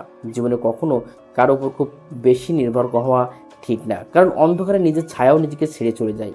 আমার কান্নার শব্দে কাউকে ব্যথিত করিনি। আমার মৃত্যু সংবাদে ওরা কখনোই ব্যথিত হবে না। অনেকবার ভেবেছিলাম চলে যাব এই অবহেলিত পৃথিবী থেকে, কিন্তু নিজেকে শক্ত করেছি। মা বাবা মারা যাওয়ার 6 মাস পর আমার জীবনের সবচেয়ে বড় একটা কালো অধ্যায় সূচনা ঘটে। সেদিন আমার খুব জ্বর ছিল, বিছানা থেকে ওঠার ক্ষমতা আমার ছিল না। আমাকে সেবা যত্ন করার কেউ নেই। এই পৃথিবীতে আমি সেদিন ছিলাম অনেক একা।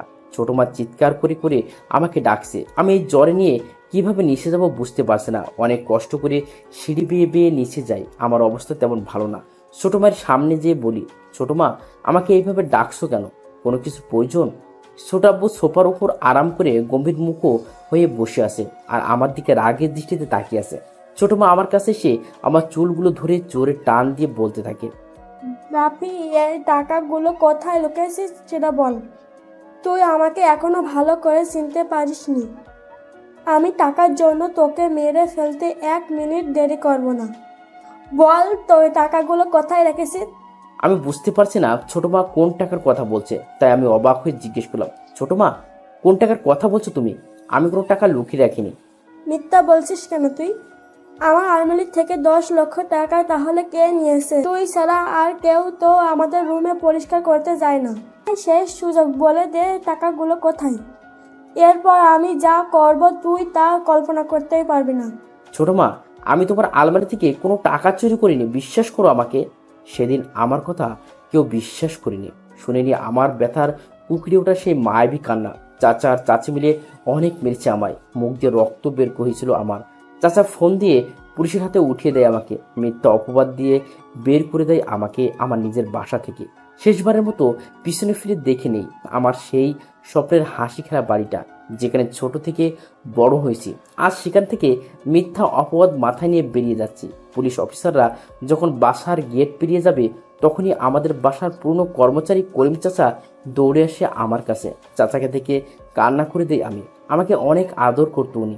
আমার কাছে সে করিম চাচা কানে কানে বলতে থাকে, তোমার বাবা মাকে মেরেছে তোমার ছোট মায়ের আপন ভাই সালমান, আর টাকাটাও চুরি করেছে সে। জীবনে অনেক বড় হবে তুমি। মা বাবার খুনের বদলা নিতে হবে তোমায়। এখানে শেষ নয়, এখান থেকে তোমার জীবনের পথ শুরু। ভালো থেকো। করিম চাচার কথা শুনে সেদিন আমি খুব ভয় এসেছি। পাগল হয়নি, তবে সাইকো হয়ে গিয়েছিলাম আমি। মনের ভিতর অনেক কষ্ট চাপা পড়ে গিয়েছে আমার। মনে মনে একটা নাম জপেছি আমি, সালমান। দুনিয়ার যেখানে সে থাকুক, তাকে খুঁজে বের করে নিজ হাতে আমার টার্গেট। আমার একটাই লক্ষ্য, একটাই স্বপ্ন, সালমান ভাই। জেলে অনেক মানুষের সাথে পরিচয় হয় আমার। কেউ কেউ ছোট ছোট গ্যাংয়ের লিডার, আবার কেউ ছিল লিডারের কাছের লোক। 4 বছর পর জেল থেকে বের হই, মুখে দাড়ি দিয়ে আবৃত হয়ে যায়। 4 বছর পর নিজেকে নিজে নিজে চিনতে পারছিলাম না আমি। কোথায় ছিল সুন্দর সেই শৈশব, আর আজ জেল থেকে বের হওয়া একটা আসামি আমি।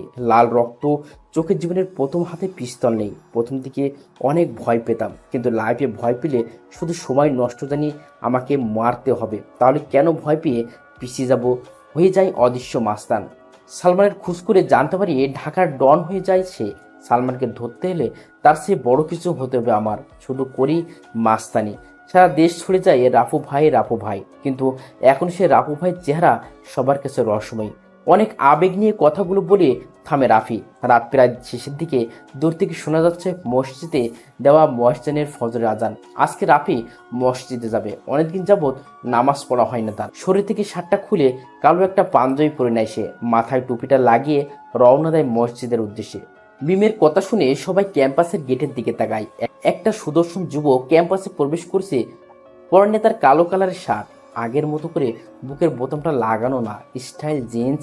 চোখের চশমাটা বদলে গেছে, আগেরটা মতো মোটা ফ্রেম না। কম বেশি অনেক রাফির দিকে তাকিয়ে আছে। আজ হঠাৎ করে এমন করে বোকা ছেলেটা সবাইকে অবাক করে দিবে ভাবতেও পারছে না কেউ। রাফি নুসরাতদের দেখেও না দেখার ভান করে প্যান্টের পকেটে হাত দিয়ে চলে যাচ্ছে। তখনই নুসরাত রাফিকে ডাক দেয়। রাফি যেন এই ডাকেরই অপেক্ষা করছিল। আজ মূলত সে হালকা করে গেট আপ চেঞ্জ করেছে নুসরাতের জন্য। রাফি নুসরাতকে দাঁড়িয়ে সামনে যেয়ে দাঁড়ায়, কোনো কথা বলে না। আগ বাড়িয়ে নুসরাতই রাফিকে জিজ্ঞেস করে, কি ব্যাপার রাফি, আজ হঠাৎ এমন গেট আপ? নতুন গার্লফ্রেন্ড পেয়েছো নাকি?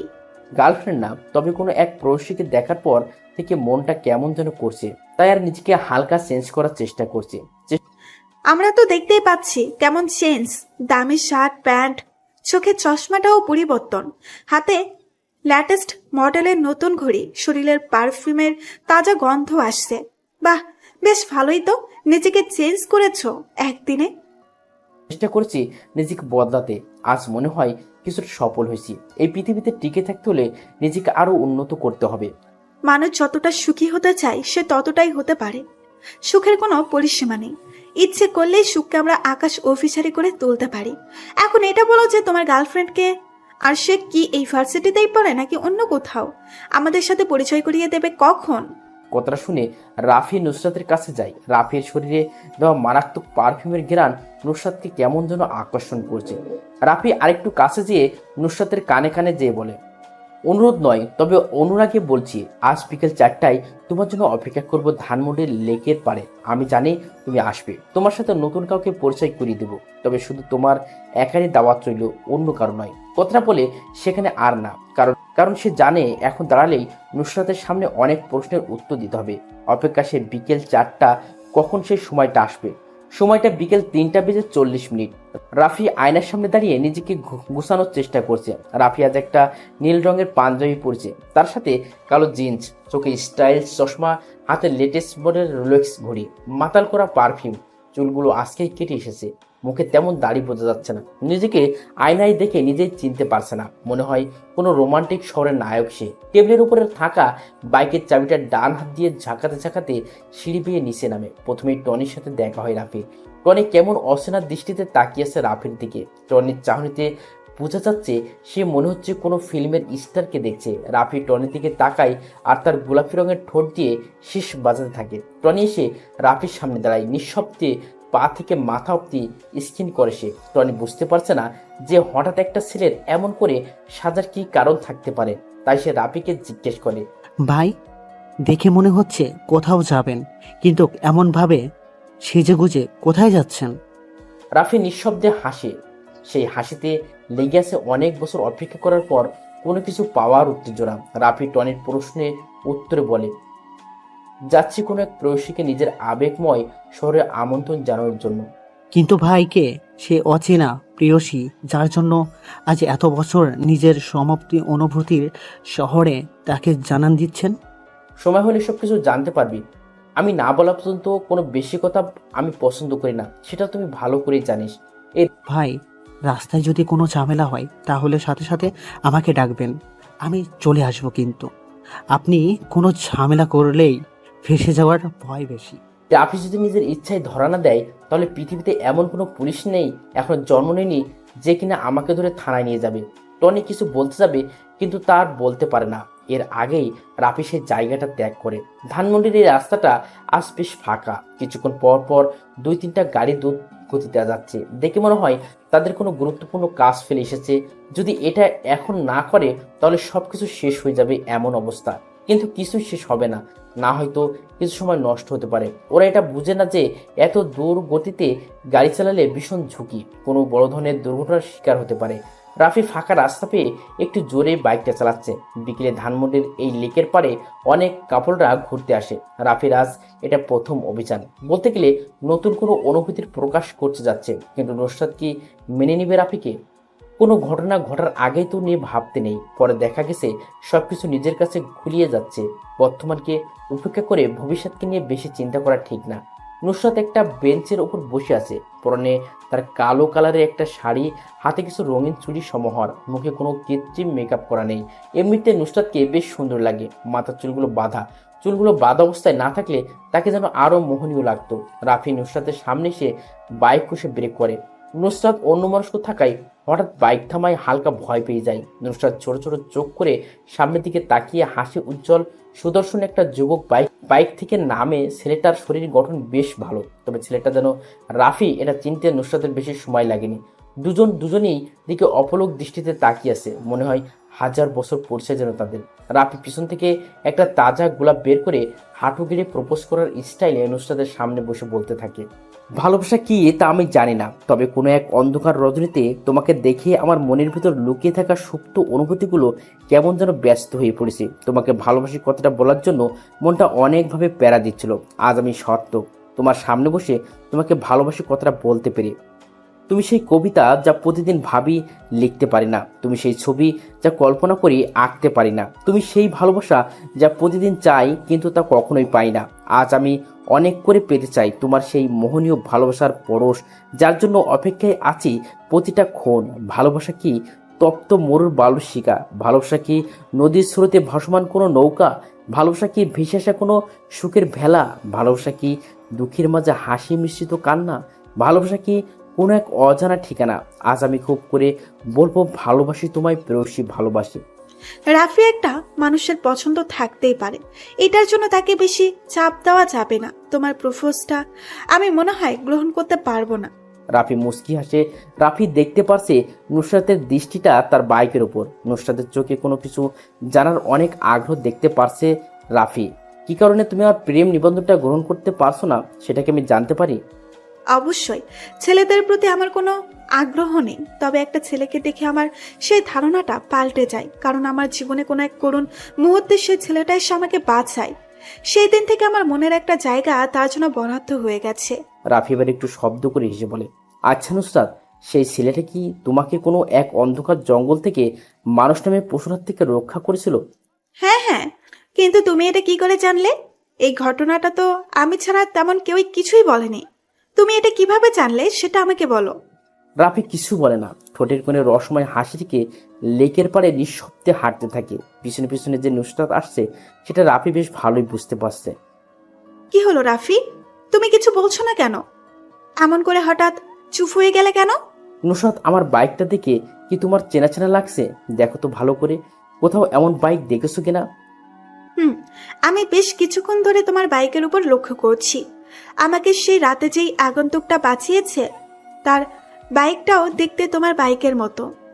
সেই অচেনা আজানা আগন্তুকটা যদি আমি হই তাহলে কি মন্দ হবে? মানে কি বলতে চাচ্ছ সেটা ক্লিয়ার করে বুঝিয়ে বলো আমাকে। সেদিন রাতে আমি চন্দ্রবিলাস করতে জঙ্গলের পাশে একটা বড় পুকুরের পাড়ে বসেছিলাম। বাইক দিয়ে যখন আমি জঙ্গলের মাঝপথ দিয়ে চলে আসবো তখন একটা মেয়ে আতঙ্কের চিৎকার শোনা সেই দিকে এগিয়ে যায়। বাকিটা মনে হয় আমার আর কিছু বলার নেই। রাফি কথাটা বলে দীর্ঘ নিঃশ্বাস ফেলে। নুসরাতের কাছে যেন কথাটা বিশ্বাস হচ্ছে না। খুশিতে আত্মরা হয়ে গেছে সে। অনেকদিন ধরে খোঁজ করা সে রাজকুমারকে পেয়ে গেছে। নুসরাত যেয়ে রাফিকে পিছন দিয়ে আঁকড়ে ধরে। রাফি পিছন ফিরে তাকায়। নিজের কাছেও বিশ্বাস হচ্ছে না নুসরাত তাকে জড়িয়ে ধরে আছে। এই শহর রাফিকে আজ অনেক বড় একটা উপহার দিয়েছে। অবিরত শহর তাকে পৃথিবীতে বাঁচার জন্য একটা অক্সিজেনের ব্যবস্থা করে দিয়েছে। আজ রাফি অনেক খুশি। এলোমেলো জীবনটা কে গুছানোর সময় চলে এসেছে। নুসরাত কে বাইকের পিছনে বসিয়ে বাইকটা স্টার্ট দেয়। আজ ওরা দুজন এই ব্যস্ত শহরটাকে মাখিয়ে দিবে তাদের ভালোবাসার রং দিয়ে। সময় রাত 10টার কাছাকাছি। সালমান নিজের আস্তানায় অবস্থান করেছে। পায়ের ওপর পাতুলের সোফায় বসে সিগারেট টানছে সে। অনেক চিন্তার হ্রাস করেছে তাকে। রাফু ভাই শহরে আগমন করছে, এটাই তার বড় চিন্তা। রাফু ভাই যে কতটা ভয়ঙ্কর সেটা সম্পর্কে সালমানের ভালোই ধারণা আছে। সালমান বসে বসে যখনই এগুলো চিন্তা করছিল তখন রাহাত সামনে এসে দাঁড়ায় আর বলতে থাকে, ভাই, সেদিন ওসমান শরীফ আর রাব্বিকে রাফু ভাই নিজ হাতে খুন করেছে। এখন তার সবচেয়ে বড় টার্গেট হলো আপনি। কিছুদিন আপনাকে সাবধানে থাকতে হবে। কোনোভাবে আপনার খুঁজে সে পেয়ে গেলে শেষ করে দিবে সব। কথাটা শুনে সালমান বসা থেকে উঠে দাঁড়ায়। হাত থেকে সিগারেটটা ফেলে মদের গ্লাসটা হাতে নিয়ে তা খেতে থাকে। এখন মনে হয় সালমানকে মদের নেশায় ধরেছে। টেবিলের উপর থেকে পিস্তলটা নিয়ে কিছুক্ষণ নাড়াচাড়া করে সামনের কাছে পরপর 2টা গুলি করে। নাক দিয়ে পিস্তলের গন্ধটা শুকতে থাকে। রাহাত জানে সালমান বেশি টেনশনে থাকলে এমনই কিছু করে। নেশাগ্রস্ত গলায় রাহাতকে উদ্দেশ্য করে বলে, রাফু আমার কিছু করতে পারবে না। আমি নিজ হাতে ওই রাফুকে মারবো, নয়তো আমার শান্তি হবে না। নিজ হাতে কিভাবে রাফু ভাইকে মারবেন? আমরা তো এখনো পর্যন্ত তার চেহারাও দেখতে পাইনি। তাহলে কিভাবে রাফুর কাছে যাব? সে তো অদৃশ্য মাস্তান হয়ে মিশনে বের হয়। আছে আছে, এমনই একজন আছে যে রাফুকে অনেক কাছ থেকে দেখেছে। কে সেই ব্যক্তি যে রাফু ভাই এর মতো ভয়ানক মাস্তানের সম্মুখীন হয়েছে? রাফুর অনেক কাছের লোক, তার অতি বিশ্বাসের একটা ছেলে। আমাকে রাফুর সামনে নিয়ে যাবে। রাফু ভাইকে সামনে থেকে মারা যাবে না, পিছন থেকে মারতে হবে। কিন্তু ভাই, আমি একটা ব্যাপার বুঝতে পারছি না, সে কেনই বেইমানি করবে? টাকা। টাকা পৃথিবীর সব বিশ্বাস, বন্ধুত্ব আরও যা আছে সব কিছু এই জিনিসটা দিয়ে কিনে নেওয়া যায়। আমি টাকা দিয়ে কিনে নিয়েছি তাকে, আর আপুর সব খবর সে আমাকে দিবে। এটা বাম হাতের জ্বলন্ত সিগারেট। রাফি 2 প্যাকেট ব্যঞ্জন সিগারেট নেয়। 3টা ছেলেই অবাক হয়ে যায় রাফির কাণ্ড দেখে। যেখানে মানুষ টাকার জন্য 5 টাকার পাইলট সিগারেট খায়, সেখানে তো রাফি 600 টাকা দিয়ে 2 প্যাকেট ব্যঞ্জন সিগারেট নিচ্ছে। রাফি নতুন প্যাকেট একটা সিগারেট বের করে দোকানের লাইটারটা নিয়ে সিগারেটের আগুন জ্বালায়। 2টা টান দিয়ে পিছনে ফিরে তাকায় রাফি। 3টা ছেলেই লোভনীয় দৃষ্টিতে চেয়ে আসে তার দিকে। মুচকিসে রাফি প্যাকেট থেকে আরও 3টা সিগারেট বের করে ছেলে 3টার হাতে দেয়। মোটামুটি ছেলেগুলোর মুখে তৃপ্তির হাসি দেখে মিলল। ওরা যেন এই সিগারেটের আশায় রাফির দিকে চেয়েছিল। রাফি দোকান ত্যাগ করে মানুষের সাথে বেশি মিশে গেলে সম্মান কমে যায়, নিজের কোনো মূল্য থাকে না অন্যের কাছে। যার কারণেই সেই মানুষগুলো যখন তখন যে কোনো কথা লিমিট ক্রস করে বলে ফেলতে পারে। রাফি যা ভেবেছিল তাই হলো আজকে। রাস্তায় অনেক লোক হাঁটতে বের হয়েছে, কারো হাতে আছে জ্বলন্ত সিগারেট, আবার কারো হাতে দামি মোবাইল। রাফি চিন্তা করছে এই অপরূপ সৌন্দর্যের রাতে যদি নুসরাত পাশে থাকতো তাহলে কতই না ভালো হতো। কিন্তু আজ মনে হয় না সেই আশাটা পূরণ হবে। আরাফ বাইকের উপর আরাম করে বসে বসে সিগারেট ফুঁকছিল। তখনই রিফাত হাসির ছলে জোরে কথাটা বলে। আরাফ রিফাতের দিকে তাকায়, দেখে রিফাত ভার্সিটির গেটের দিকে তাকিয়ে কথাটা বলছে। হাত দিয়ে রিফাতকে সরিয়ে গেটের দিকে তাকায় সে। কালো কালারের নিউ মডেলের নতুন বাইক R50 ভার্সন 3 নিয়ে রাফি প্রবেশ করেছে। পিছন থেকে রাফিকে জড়িয়ে ধরে আছে নুসরাত। এটা দেখে অনেক রেগে যায় আরাফ, যার বই প্রকাশ করছে নিজের হাতে থাকা জ্বলন্ত সিগারেটটা জোরে চেপে ধরে আছে। রিফাত, শাওন, মাসুদ, তোরা সবাই যে হকি স্টিক, স্ট্যাম্প, জাহাজ সব নিয়ে আয়। আজকে রাফির বাচ্চাটাকে আমি শেষ করে দিব। ওর সাহস হয় কি করে আমার ভালোবাসার মানুষকে নিয়ে বাইকে করে ভার্সিটিতে আসার? রাফি আজকে অনেক চেঞ্জ হয়ে ভার্সিটিতে এসেছে। সাদা কালারের চেক শার্ট, কালো জিন্স, হাতে লেটেস্ট মডেলের ঘড়ি, পায়ে সাদা কনভার্স, চোখে স্টাইলিশ চশমা। বাইকের পিছনে তার ভালোবাসার মানুষটা বসা। মনের মধ্যে কেমন জানি আলাদা একটি ফিলিংস বসছে। রাফি বাইকটা থামায়। সামনে আরাফ আর তার বন্ধুরা হাতে স্ট্যাম্প স্টিক নিয়ে দাঁড়িয়ে আছে। রাফি আর নুসরাত বাইক থেকে নেমে দাঁড়ায়। রাফিকে কোনো কিছু বলার সুযোগ না দিয়েই আরাফ তার হাত দিয়ে শক্ত স্টিকটা দিয়ে জোরে একটা বাড়ি মারে রাফির পায়ে। রাফি ব্যথায় কুকড়ে উঠে, তবে সেটা প্রকাশ করে না, শক্ত হয়ে দাঁড়িয়ে থাকে। ঠোঁটের কোণে ঝুলেছে হতাশার ডাক, সেই হাসি। নুসরাত সামনে এগিয়ে আসবে, তার সে পারে না। রাফি হাতের ইশারায় নুসরাতকে থামিয়ে দেয়। আরাফ একটু এগিয়ে যায় রাফির দিকে। রাফির কলারটা ধরে ভার্সিটির সবার সামনে নিয়ে আসে। রাফি কিছু বলে না। আরাফ জোরে চিৎকার করে বলে, আমি নুসরাতকে পছন্দ করি, এটা এই ক্যাম্পাসের সবাই ভালো করে জানে। তাই কোনো ছেলে নুসরাতের আশেপাশে ঘেঁষে না।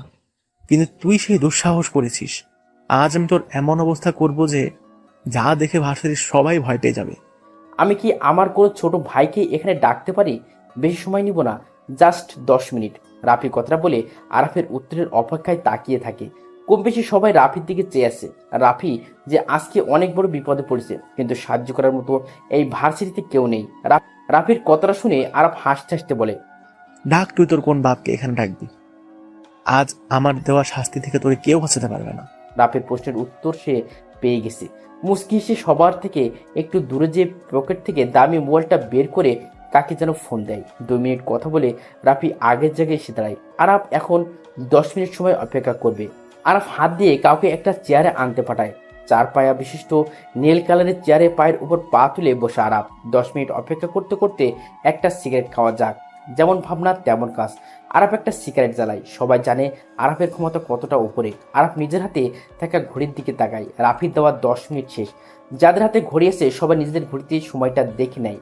10 মিনিট শেষ, কিন্তু এখনো কেউ আসছে না। রাফির মোবাইলে টুইং করে একটা মেসেজ আসার শব্দ হয়। আরাফ সিগারেটটা নিচে ফেলে দেয়, বসা থেকে উঠে দাঁড়ায়, রাফির কাছে এসে বলে, নিজের হাতের ঘড়ির দিকে একটু তাকা। 10 মিনিট তো শেষ, তো ছোট ভাইকে আসবে না তোকে বাঁচাতে? রাফির সময় দেখতে হয় না, সে নিজের সময়কে নিজের অস্তিত্বে ঘোরায়। ছোট ভাই তো কখন এসে বসে আছে, কিন্তু তোরা কখন অ্যাকশন শুরু করবি সেটার অপেক্ষায় বসে আছে।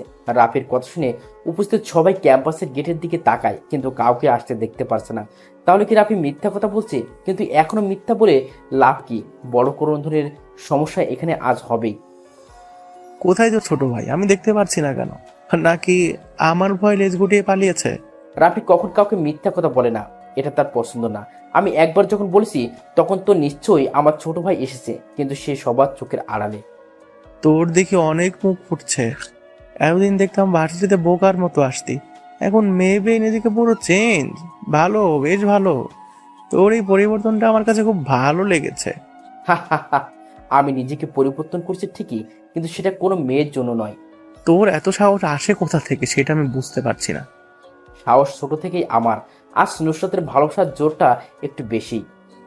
আজ ভালোবাসা তোর মুখ থেকে আমি চিরতরে শেষ করে দেব, আর কখনো নুসরাতের দিকে তাকার সাহসও পাবি না তুই।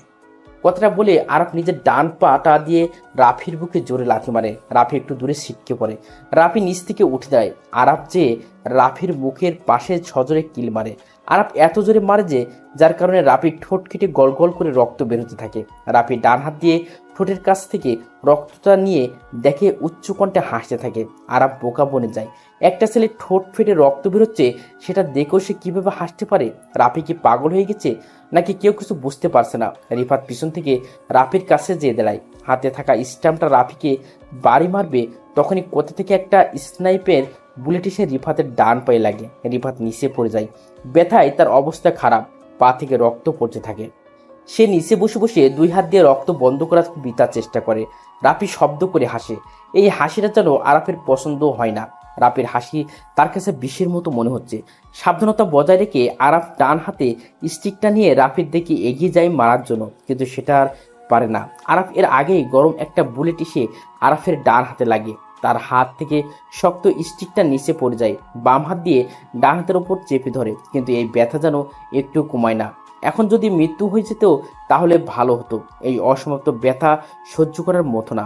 আরাবদের এই করুণ অবস্থা দেখে পিছনে হাতে স্টিক নিয়ে দাঁড়িয়ে থাকা দুইটা ছেলে দৌড়ে পালিয়ে যায়। উপস্থিত কেউ বুঝতে পারছে না কোথা থেকে সাইলেন্সার লাগানো বুলেট এসে লাগছে আরাবদের শরীরে। সবাই অধীর আগ্রহ নিয়ে দেখে যাচ্ছে। রাফি চেয়ারটা টেনে বসে, একটা সিগারেট জ্বালায় সে। পরিবেশটা এখন শান্ত, তবে কিছুক্ষণ পর কি হবে জানা নেই কারো। সবার কাছে রাফিকে কেমন যেন অচেনা লাগছে। কেউ কখনো রাফির এমন অবাক কারো কাণ্ড দেখেনি। রাফির সিগারেট বিষাক্ত ধোঁয়াগুলো উপরের দিকে ছাড়তে ছাড়তে বলে, আরাব কেমন লাগলো আমার শেষ খেলাটা? এতক্ষণ ধরে আমি তোকে কিছু বলিনি, এর মানে এই না যে আমি বোকা, আমি কিছু বলতে পারবো না। আমি শত্রুকে মারতে একটু টাইম নিই না, দেখতে চাই শত্রু আমার প্রতি কতটা কঠোর হতে পারে। তার বাচ্চা, তোকে আমি দেখে নেব। তুই আমাকে চিনিস না আমি কে, কি আমার ক্ষমতা, এই সম্পর্কে তোর কোনো ধারণা নেই। আমি নিজেই নিজের ক্ষমতা সম্পর্কে ধারণা নেই, আবার তোর ক্ষমতা সম্পর্কে কি জানবো আমি? রাস্তার পাতি কুকুরগুলো একটু বেশি চিল্লায়, আর সিংহের একটাই গর্জন যথেষ্ট শহরটা কাঁপানোর জন্য। পেছন থেকে গুলি করে কে? নিশ্চয়ই তো ছোট ভাই, সাহস থাকলে বল সামনে আসতে, দেখি কার কত দম। মশা মেরে হাত কালো করার কোনো ইচ্ছেই আমার নেই। সিংহ সিংহের সাথে লড়াই করবে, কোনো পাতি কুকুরের সাথে না। কথাটা বলে বসা থেকে উঠে দাঁড়ায় রাফি। বাম পা দিয়ে চেয়ারটাকে ফেলে দিয়ে সে সামনে যেয়ে নুসরাতের হাতটা ধরে সে। রাফি, তোর সাথে আমার আবার দেখা হবে। এখন সময়টা তোর ছিল, কিন্তু তখন আমি সময়টা নিজের করে নেব। চ্যালেঞ্জ রইল। আরাফের কথা শুনে রাফি কত মাথাটা বাঁকা করে জোরে জোরে বলে, দাওয়াত রইল আমার নির্বিচ্ছিন্ন শহরে। নিজের শহরে ডেকে এনে ভালো খাতিরদারি করবো। রাফি কথাটা বলে সেখানে আর দাঁড়ায় না। নুসরাতকে বাইকের পিছনে বসিয়ে রওনা দেয় তাদের গন্তব্যে। রাত 12টা কিংবা 1টা হবে। বাইরে মুষলধারে বৃষ্টি পড়ছে। শহরটা এই বৃষ্টিতে ভিজতে ভিজতে পরিষ্কার হয়ে যাচ্ছে, কিন্তু এই শহরের কিছু মানুষের মন এখনো পরিষ্কার হয়নি। ভিতরে রয়ে গেছে অহংকার, হিংসা, মিথ্যে, আরও কত কিছু। মিরপুরের এই রাস্তাটা আজ বড্ড ফাঁকা, কোথাও কোনো মানুষের আনাগোনা নেই। নিস্তব্ধতা হয়ে গেছে ব্যস্ত শহরটা। দূর থেকে ল্যাম্পপোস্টের আলো স্পষ্ট দেখা যাচ্ছে মিরপুরের এই নীরব রাস্তায় একদল লোক দাঁড়িয়ে আছে। পরনে সবার রেনকোট, কারো রেনকোট কালো কালারের, আবার কারো হলুদ। কেন তারা এভাবে বৃষ্টির দিকে রাস্তায় দাঁড়িয়েছে? কি তাদের উদ্দেশ্য? রাফি আজকে রাতে মিশনের জন্য প্রস্তুত হয়ে গেছে। কালো কালারের পরিচিত রেনকোটটা পরে বাইকটা স্টার্ট দেয়। আজকে বাইরে অনেক বৃষ্টি, রাস্তাটা পুরো ফাঁকা। নিজের মা বাবা মায়ের মৃত্যুর প্রতিশোধে সালমানের মৃত্যু ঘোষণা করতে যাচ্ছে রাফি। সন্ধ্যা থেকে রাফি টনিকে দেখছে না, যার কারণে একাই মিশনে বের হয় রাফি। মিরপুরের স্টেডিয়ামের পাশের রাস্তায় এসে বাইকটা থামায় রাফি। সামনে অনেকগুলো লোক রেনকোট পরে দাঁড়িয়ে আছে। তাদের মধ্যে থেকে চেয়ারে বসে থাকা লোকটাই সালমান, সেটা বুঝতে রাফি কোনো অসুবিধা হলো না। রাফি সামনের দিকে এগিয়ে যায়। সালমানের সামনে একটা চেয়ার খালি পড়ে আছে। রাফি যেয়ে সেটাতে পায়ের উপর পা তুলে বসে। সালমান এতক্ষণ রাফির জন্য অপেক্ষা করছিল। বৃষ্টির আমেজটা কমে আসছে, কিন্তু জোরে বেগে হাওয়াটা থামার নামই নিচ্ছে না। গাছ থেকে পানি পড়ার টুইটুম্বুর আওয়াজটা এখনো পরিবেশটাকে আরো রহস্যময় করে তুলেছে। দুজনের মধ্যে নীরবতা বিরাজ করেছে, কিন্তু এই সময় নীরবতা যেন শুভ পাচ্ছে না। আমার সামনে এখন বসে আছে বাংলাদেশের সবচেয়ে বড় মাফিয়া লিডার রাফু ভাই। একটা শহর কাঁপাতে যার নিজের নাম তাই যথেষ্ট। সে কেন আমাকে মারার জন্য এত গেম খেলছে সেটাই বুঝতে পারছি না। কি কারণে আমি তো শত্রু হয়ে গেছি? আমি কাউকে মারার আগে বলি না কি কারণে তাকে মেরেছি। রাফু ভাই, কোথায় আপনার সৈন্যদল? আমার পিছনে তাকিয়ে দেখেন, কত সৈন্য দাঁড়িয়ে আছে আমাকে রক্ষা করার জন্য। আপনি একা তো আমাকে মেরে এখান থেকে চলে যেতে পারবেন না। তোকে পাহারা দেওয়ার জন্য এত পালা কুত্তার প্রয়োজন হয়, কিন্তু আমার কাউকে প্রয়োজন হয় না। আমি একাই 100। আজ আর সেই পুরনো ডায়লগে কাজ হবে না। এই শহরে একটাই বাঘ থাকে, তার নাম সালমান খান। আমার কথায় শহরটা চলে। তুই কি করবি রে আমার? ছোট একটা শহর তোর কথায় চলে, কিন্তু আমার কথায় পুরো দেশের মাফিয়া পুলাপান চলে। আজ তোকে বাঁচাতে কেউ আসবে না, সেটাই আমার বড় দুঃখ। কিন্তু আমারও কিছু করার নেই। আজ আমি নিজ হাতে তোকে মারবো। সময় কার কখন বদলে যায় সেটা বলা যায় না, কিন্তু আমি বলতে পারি আজ এখানে তুই বেঁচে থাকবি না। আমি বসে বসে দেখবো তুই একা কি করতে পারিস। কথাটা শুনে রাফি বসা থেকে উঠে দাঁড়ায়। পিছন থেকে পিস্তলটা বের করে পরপর 4টা গুলি করে। চোখের পলকের আগে সালমানের পিছনে দাঁড়ানো লোকগুলোর কারো মাথার, কারো পায়ে, বুকে গুলি লাগে। কেউ রাফিকে গুলি করার সময় পায় না।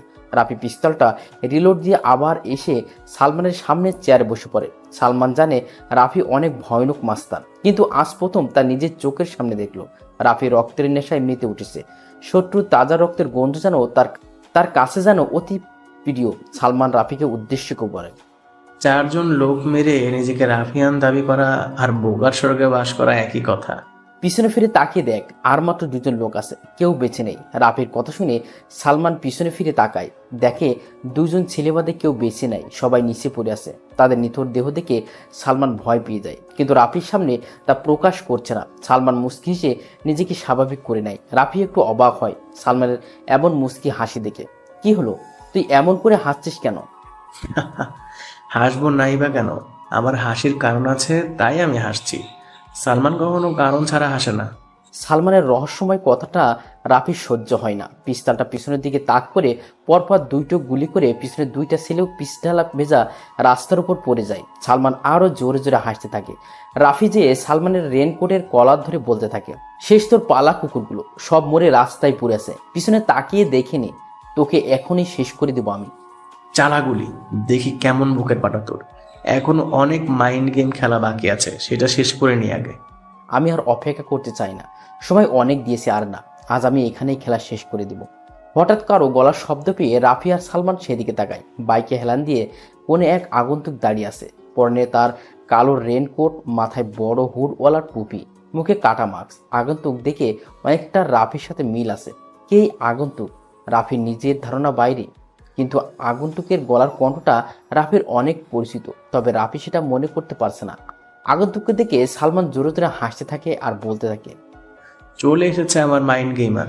রাফু, তুই চাইলেও আমাকে আজ মারতে পারবি না, কারণ তোর একটা বড় জিনিস আমার কাছে আছে। কি সেই জিনিস যেটা তোর কাছে আছে? আরে আরে, এত উচ্ছ্বসিত হচ্ছিস কেন? জানবি কি তোর জিনিস, আর দেখতেও পারবি। অনেক সময় হয়ে গেছে সিগারেট খাওয়া হয় না। আমি সিগারেটটা জ্বালিয়ে নিই, তারপর তোর সাথে কথা বলছি। সালমান, আমার জিনিসটা কি সেটা দেখা, আমি আর অপেক্ষা করতে পারছি না। জিনিসের জন্য রাফু ভাই অনেক পাগল দেখছি। এই বের করে আন রাফু ভাইয়ের অমূল্য সম্পদ। সালমান, তুই নুসরাতকে ধরে এনে অনেক বড় ভুল করে ফেললি। সঠিক সময়ে এমন ভুল কাজ করাই তো আমার স্টাইল। যতক্ষণ পর্যন্ত নুসরাত আমার কাছে থাকবে ততক্ষণ তুই আমার কিছুই করতে পারবি না। সামনের আগন্তুকটাকে আমি সেটা জানতে চাই। আগন্তুককে দেখলে তুই অনেক কষ্ট পাবি। আমি চাই না তুই মরার আগে এমন কষ্ট পাস। কে মরবে কে বেঁচে থাকবে সেটা সময় বেশ ভালো জানে। আগন্তুককে বল মুখ থেকে মাস্কটা খুলে ফেলতে। সালমান হাত দিয়ে কিছু একটা ইশারা করে। সামনে থাকা আগন্তুক মুখ থেকে মাস্কটা সরিয়ে নিচে ফেলে দেয়। দূরে ল্যাম্প পোস্টের আলোয় মুখটা কিছুটা বোঝা যাচ্ছে যে আগন্তুকটা টনি। রাফি অনেকটা চমকে উঠে টনিকে এইভাবে দেখে। বেইমান সবাই বেইমান। টনিকে এত বিশ্বাস করতো রাফি, কিন্তু কি করলো সে বেইমানি করছে। টনি, তুই এখানে এই অবস্থায় কেন? ভাই, টাকা টাকা সবই তার খেলা। সালমান ভাই আমাকে 10 কোটি টাকার অফার করে তোমার সাথে বেইমানি করার জন্য, আমিও তাই করি।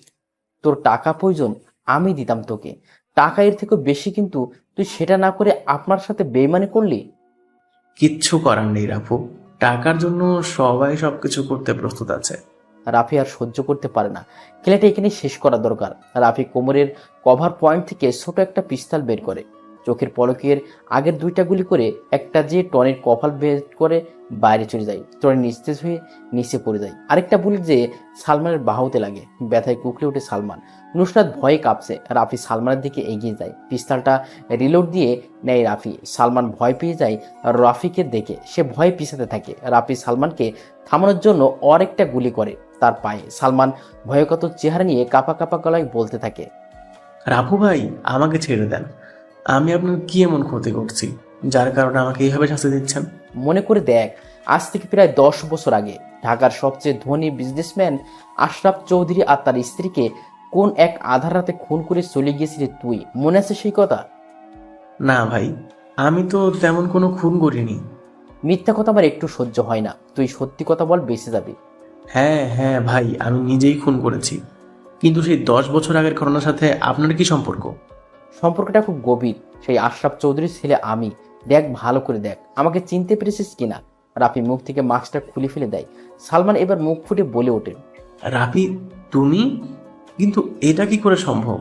রাফি আর কোনো প্রশ্নের জবাব দিতে চায় না। পিস্তলটা সালমানের দিকে তাক করে ট্রিগারে জোরে একটা চাপ দেয়। গরম বুলেটটা যেয়ে সালমানের মাথায় লাগে। মাথা থেকে তাজা রক্ত বের হয়ে পিস্তলে ভেজা কালো রাস্তায় পড়ছে।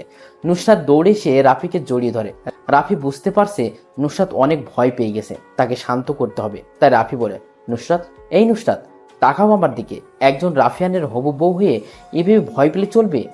রাফি, তুমি এই মাস্তানে ছেড়ে দাও। তোমাকে নিয়ে আমার অনেক ভয় হয়। যদি তোমাকে হারিয়ে ফেলি তাহলে কি হবে আমার? ছেড়ে দিব সব মাস্তানি, কথা দিলাম। আমাকে নিয়ে ভয় পাওয়ার কিছু নেই। আমি সারা জীবন তোমারই থাকবো। কিছুদিন পর তোমাকে সারা জীবনের জন্য পেতে তোমায় বাসায় যাব।